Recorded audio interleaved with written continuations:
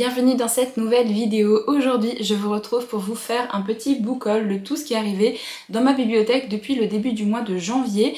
Alors je pense qu'il y aura une deuxième petite partie à la fin parce que là je vais déjà vous présenter tout ce que j'ai reçu jusqu'à aujourd'hui. Mais normalement je dois recevoir des choses là cette semaine, donc je vais mettre ça de côté et je reviendrai vous faire une dernière partie à la fin de la vidéo.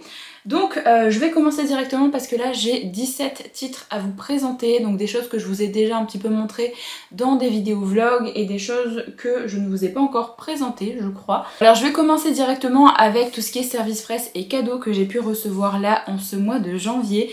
Alors j'ai reçu 2 services presse et j'ai reçu 2 cadeaux de la part de ma copine Julie, que je remercie encore si jamais elle passe par ici. Elle m'a envoyé un petit manga qui s'appelle Les Trésors de Takara de Minta Tsuyumaru. Ici une romance contemporaine BL que j'ai déjà lu et que j'ai vraiment beaucoup aimé. Ça se passe dans un milieu universitaire et c'était vraiment très chouette et c'était un one shot si jamais ça peut vous intéresser. Ensuite elle m'a envoyé un roman que j'ai hâte de découvrir parce que j'ai envie de voir si c'est une autrice qui peut de nouveau me plaire, alors si mon premier avis sur cette autrice reste le même ou pas. Donc elle m'a envoyé Nous de Christelle Dabos qui est sorti aux éditions Gallimard Jeunesse, si jamais je dis pas de bêtises, oui c'est ça. Donc c'est ici un one shot, si jamais je dis pas de bêtises, de dystopie. Ça fait très longtemps que j'ai pas lu de dystopie et j'aime vraiment beaucoup ça, enfin c'est quelque chose que j'aimais beaucoup avant, maintenant je lis beaucoup plus de fantasy et romantasy, mais je suis quand même assez curieuse de voir ce que ça va donner avec ce roman. J'ai un petit peu peur parce que Christelle Dabos c'est une autrice que j'avais découvert avec La Passe Miroir et j'ai pas du tout accroché à La Passe Miroir. J'ai même pas fini le premier tome tellement j'aimais pas la lenteur du récit et vraiment j'accrochais pas du tout. Donc on verra bien ce que ça donne avec ce titre là. Je vous avoue que je sais pas vraiment de quoi on va parler mais j'ai vu de très très bons avis.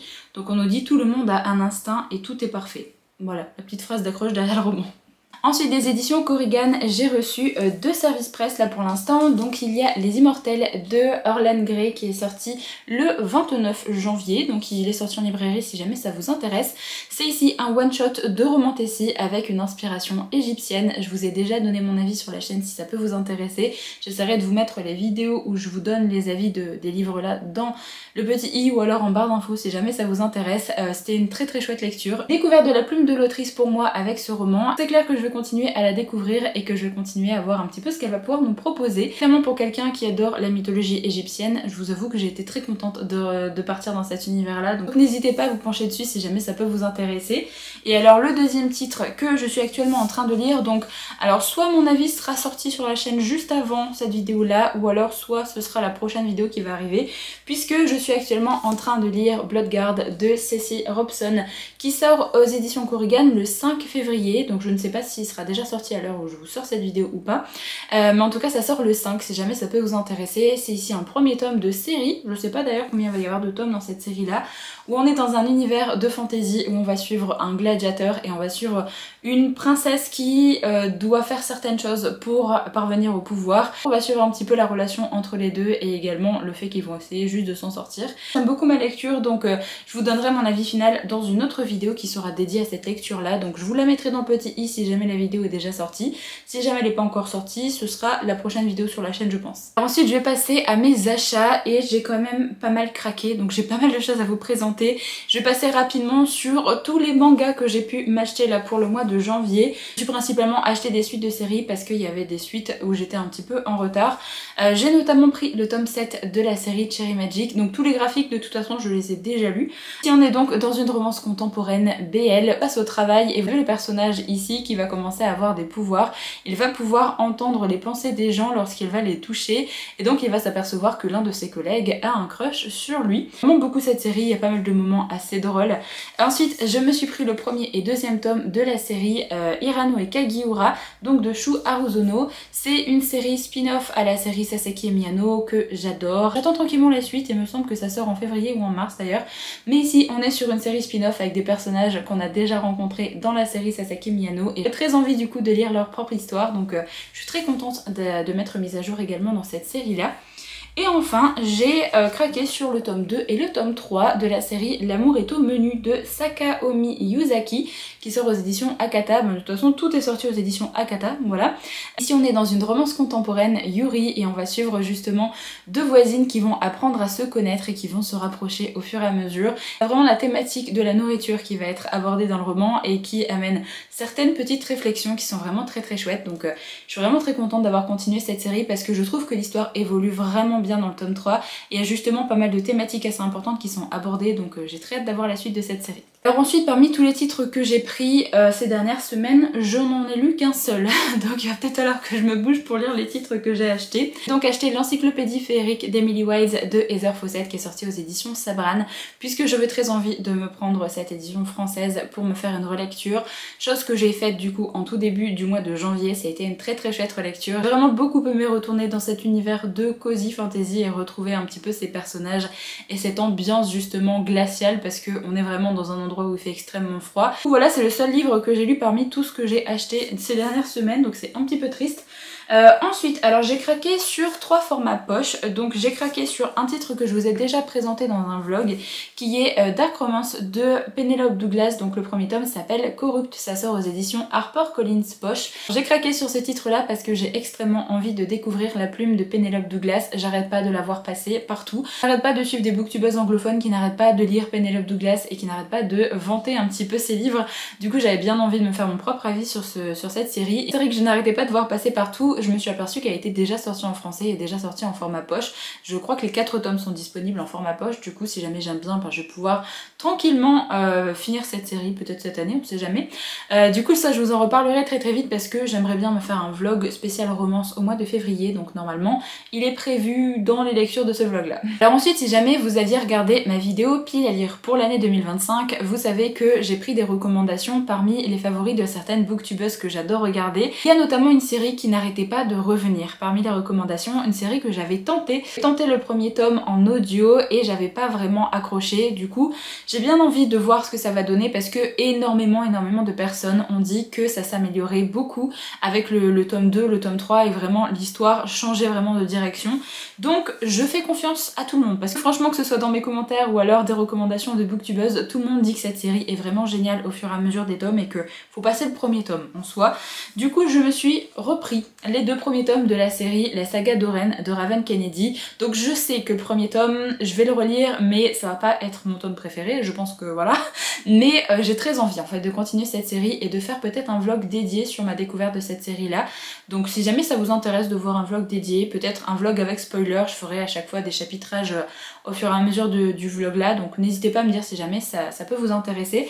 Mais comme la série est sortie il y a super longtemps, je me dis que voilà, les personnes qui souhaitaient la découvrir sont déjà probablement à jour vu qu'il y a des 5 premiers tomes disponibles. Je pense que je pourrais tranquillement faire peut-être un vlog avec spoiler pour cette série là. En tout cas j'ai vraiment très hâte de me faire un deuxième avis sur cette série là et d'aller un petit peu plus loin, voir si cette série vaut vraiment toute la hype qu'elle reçoit.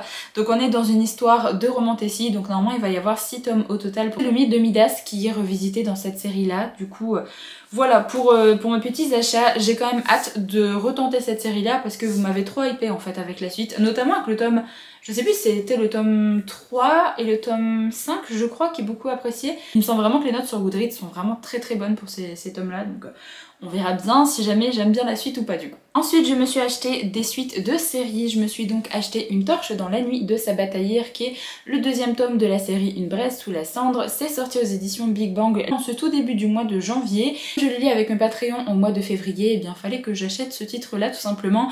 Et comme le premier tome a été un 5 étoiles, si jamais vous avez vu le vlog dans lequel je parle de ce roman, vous savez que ma relecture a été vraiment géniale. J'ai adoré relire ce premier tome, donc j'avais très envie de prendre ce tome 2 et de voir ce tome 2 aller se placer vraiment au même niveau que le tome 1.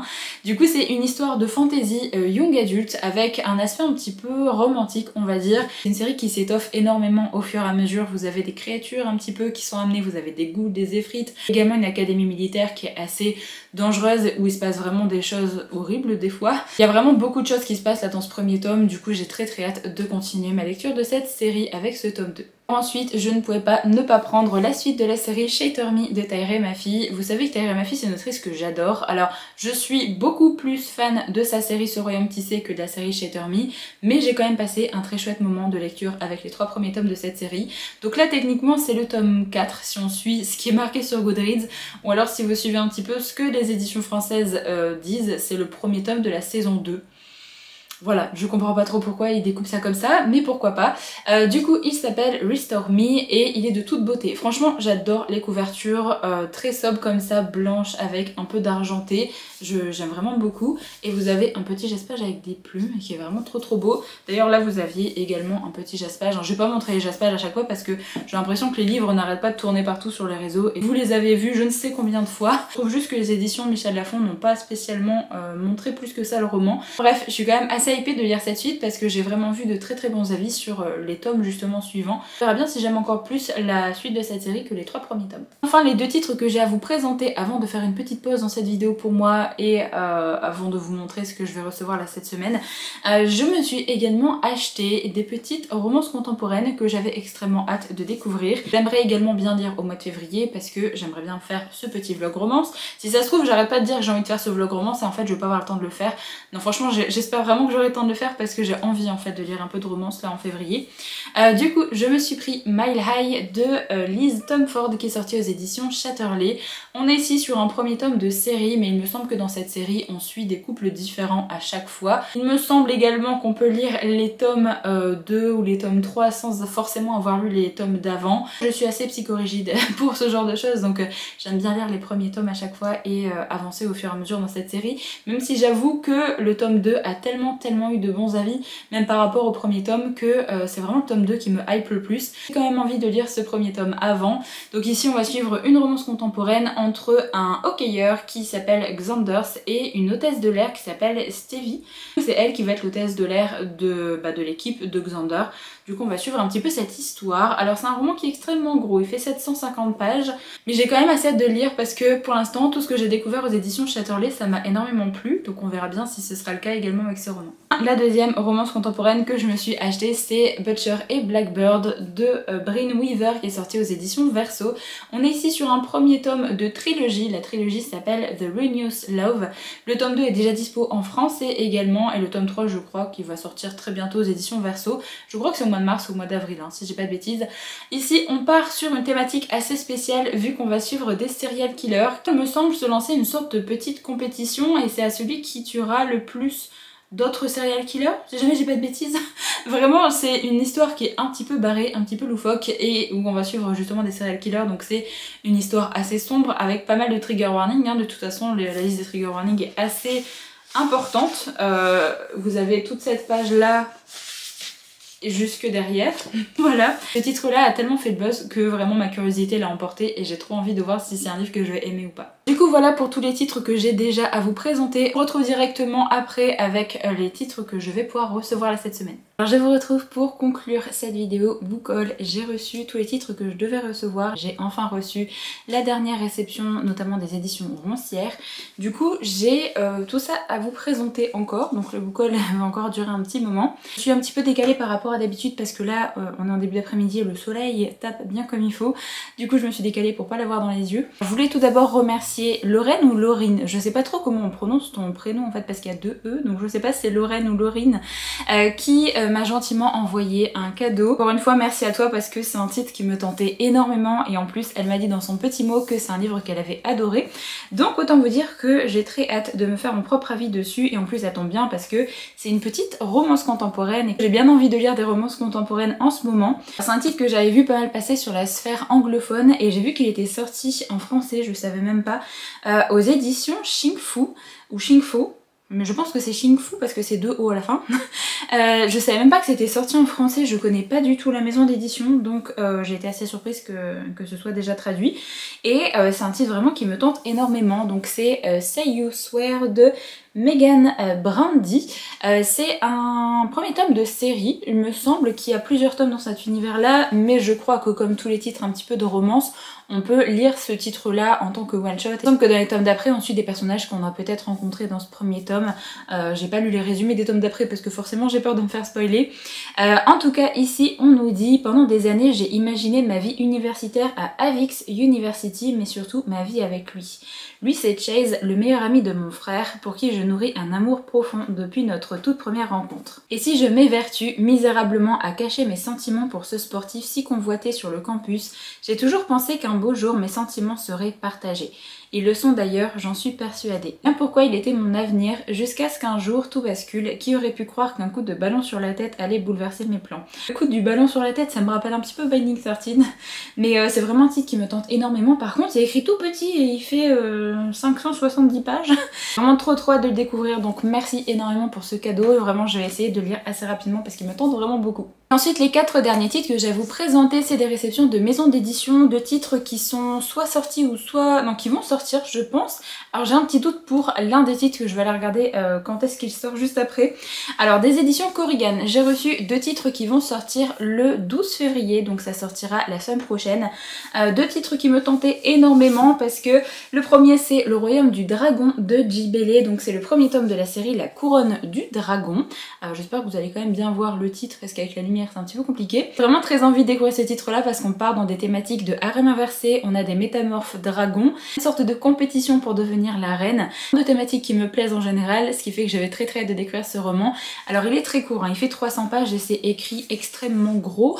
Je suis d'ailleurs en train de le lire et je suis arrivée à la page 109, donc vous aurez mon avis sur ce titre là dans le tout prochain vlog qui sortira sur la chaîne. Je sais pas encore si c'est cette semaine ou alors en tout début de semaine prochaine, mais normalement vous aurez mon avis sur ce titre avant qu'il sorte en librairie, si normalement tout se passe bien.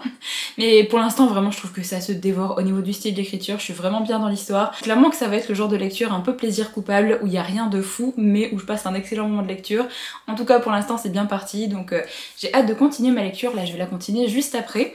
Et alors le deuxième titre que j'ai reçu, c'est un premier tome de série également qui s'appelle Mauvais Augure, donc c'est Le Prix de la haine de Liz E. Myers qui sort du coup le 12 février également. Je sais juste que c'est un premier tome de série mais je ne sais pas combien il va y avoir de tomes dans cette série là, est-ce que c'est juste une duologie, une trilogie, je ne sais pas. En tout cas le roman est vraiment très beau, j'ai vraiment fait un plan dans ma vidéo vlog pour que vous puissiez vraiment voir la beauté du livre parce que vraiment il est magnifique. Vous avez également des petites illustrations à l'intérieur du roman avec des petits portraits. Je pense que ça représente du coup nos personnages. Et donc vous avez le livre sans la jaquette. Vraiment je le trouve magnifique.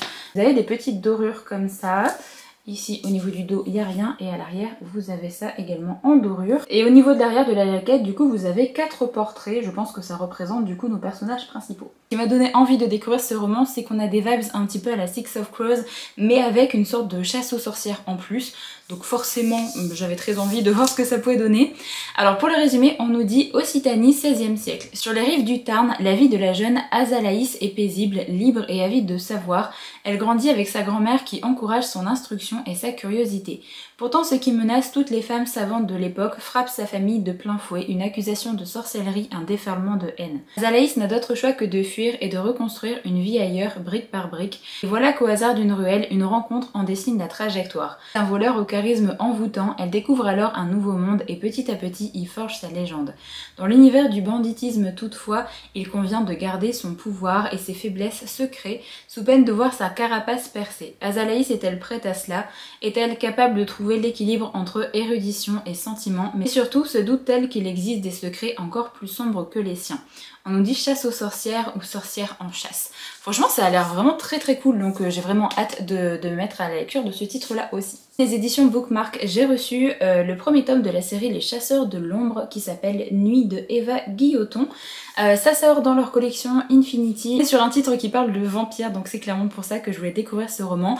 Alors pour les éditions Bookmark, c'est un petit peu particulier parce que moi j'ai reçu le roman papier, mais il ne sort que le 3 mars, là si j'en crois les informations que je trouve sur internet. Il ne sort que le 3 mars en version papier, mais en version e-book il est déjà disponible. Si jamais vous voulez craquer sur le format papier, il faudra attendre un petit peu. Mais de toute façon vous aurez mon avis sur ce titre là courant du mois de février. Donc si c'est un roman qui peut vous plaire, ben, vous aurez déjà mon avis avant sa sortie. Alors au niveau du résumé on nous dit « Et si tous les secrets du passé se cachaient dans les ombres de la nuit ?» Amber Lee Johnson, 22 ans, mène en apparence une vie parfaite auprès de ses deux meilleures amies Tyler et Alyssa. Pourtant son passé la hante et tourner la page est loin d'être simple. Ancienne chasseuse de vampires, Amber ne s'est jamais vraiment remise de l'affrontement lors duquel son petit ami Jake a été tué par son vampire de frère Aiden. Alors qu'elle pensait être débarrassée de ce dernier qu'elle a été obligée d'abattre, il redonne finalement signe de vie et est bien décidé à lui faire payer. Assez brisée, Amber n'a plus d'autre choix pour se protéger que de reprendre son job de tueuse en se ralliant au centre des chasseurs. La confiance, dépasser ses peurs, croire en soi et tomber amoureuse à nouveau, c'est un combat de tous les instants, surtout lorsqu'on côtoie le mystérieux, sombre et envoûtant entraîneur du centre, Aaron Moore. Voilà pour le petit résumé de ce titre là, moi forcément j'avais très envie de le découvrir vu qu'on va parler de vampires. Et enfin le dernier titre que j'ai à vous présenter dans ce book haul, c'est le titre des éditions Roncière que j'ai reçu là ce matin. Il s'agit d'un prince sans cœur de Ingrid Seymour, donc qui sort aux éditions Roncière. Alors il sort la semaine prochaine également, si jamais je dis pas de bêtises, pour en librairie le 13 février. J'avais vraiment trop hâte de découvrir ce titre là parce que je l'avais vu passer sur certaines chaînes booktube anglophones que je suis. J'ai vu vraiment de bons avis passer, du coup il me tentait plutôt bien. On nous dit un prince au lever du jour, une bête à la tombée de la nuit. Dans un univers où les mondes humains et faillis se côtoient, Dany est une guérisseuse humaine sans histoire. Alors qu'elle se rend en territoire failli, des soldats l'interceptent et l'emmènent de force auprès du prince Khalil. Celui-ci est victime d'une mystérieuse malédiction qui le force à devenir une bête cruelle à la tombée de la nuit. Il est convaincu que Dany est l'unique personne à même de lui venir en aide. Au désespoir de rompre cette malédiction qui le ronge, le prince impose à la jeune femme de l'accompagner jusqu'au sommet du mont brisé, le seul endroit où elle pourra le sauver, lui ainsi que tout son royaume. C'était sans compter la passion ardente qui naît au cours de cette ascension, jalonnée de soupçons, mensonges et trahisons. Le résumé me tente bien, mais c'est surtout par rapport aux avis que j'ai pu voir sur ce roman que j'ai extrêmement envie de le lire. Du coup voilà pour les dernières petites réceptions qui viennent s'ajouter à ma bibliothèque là pour ce début du mois de février. N'hésitez pas à me donner votre avis si jamais vous avez lu un des romans que j'ai présenté dans ce book haul. N'hésitez pas à me dire si vraiment il y a un roman que vous avez adoré. Ça pourra peut-être me donner envie de le découvrir rapidement. Si jamais vous voulez laisser un petit emoji pour marquer votre passage par ici, n'hésitez pas à me mettre un petit emoji dragon, puisque c'est le petit emoji qui correspond parfaitement à ma lecture du moment qui est du coup le royaume du dragon. Sur ce, moi je vais arrêter la vidéo ici, j'espère vraiment qu'elle vous a plu. Je vous retrouve très vite dans une prochaine, donc en attendant, prenez soin de vous.